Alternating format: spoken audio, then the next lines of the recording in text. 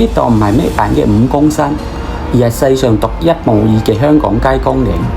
而5月係行雞公嶺嘅最佳季節，坐港鐵嚟到元朗站，G1出口落去，巴士站坐603號小巴去逢吉鄉，到咗逢吉鄉籃球場，再行前少少，左手邊見到呢個紅磚階梯，呢度就係雞公嶺行山徑嘅起點啦。行經一座電塔，就正式踏上攀登雞公嶺嘅行程。5月嘅風仍裹住春天嘅花香，卻已隱隱蒸騰起盛夏嘅欲夢。此時嘅元朗平原阡陌縱橫，土地平坦而肥沃，與高樓林立嘅深圳城都只係一河之隔。不久嘅將來，呢度將成為北部都會區嘅發展重鎮。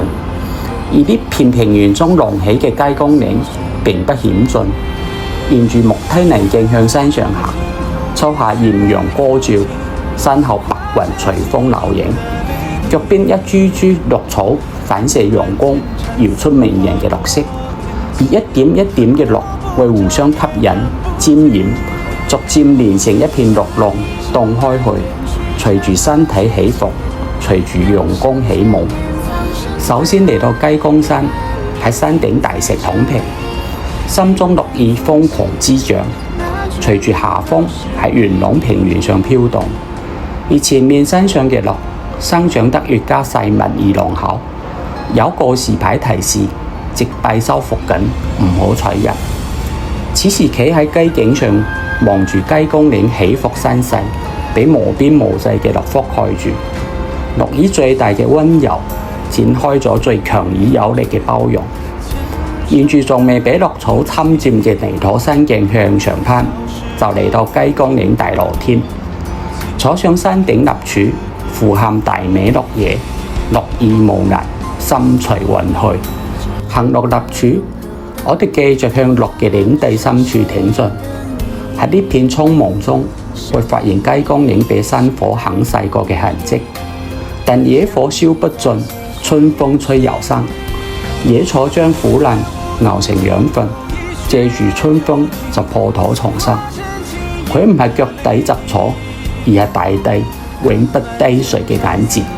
而我此時都成為咗大地嘅一株草民，化身流浪詩人，於呢片無邊草浪中遊遊，以最卑微嘅姿態書寫大地高貴而不朽嘅詩行。回望行過嘅呢段路，心中篤定，我哋雖生而平凡，但都唔阻我哋努力偉大。好快嚟到雞公嶺主峰羅天頂，以繁華塵世作為佈景，踏過泥土山脊，好似行過雞公嶺嘅四季，於枯榮交替嘅輪迴中，獲悉不敗嘅生命密碼。此時，我係草原上最叛逆嘅風，彎腰行上翡翠山坡，用腳步丈量出天空蔚藍嘅遼闊。我哋係廣闊天地間最唔起眼嘅小草，但都不停跋涉過生命嘅原野。行過一段崎嶇嘅碎石山徑，就嚟到龍潭山。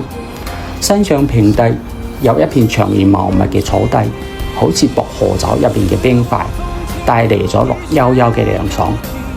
開始落山啦，雞公嶺嘅綠色岩漿仍不斷向山下蔓延。